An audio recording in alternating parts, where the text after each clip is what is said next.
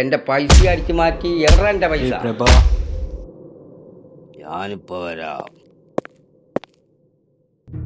നീ moon flower എന്താന്ന് കേട്ടിട്ടുണ്ടോ?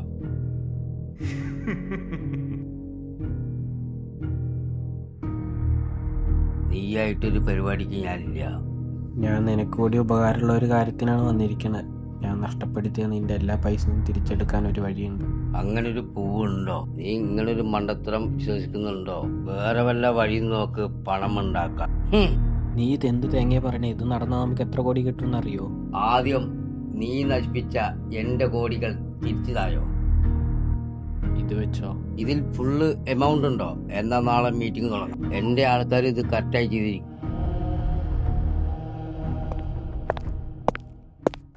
എല്ലാം ശരിയായി നടക്കും.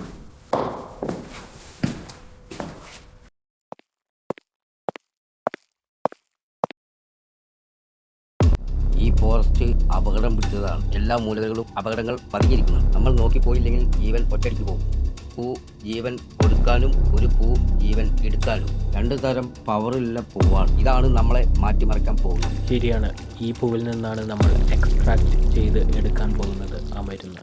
Sir, I can't do this alone. I need her with me. അതിനെന്താ, നിങ്ങൾ രണ്ടുപേരും കൂടിയിട്ടാ പോകുന്നത്? Thank you, sir. Then let's go.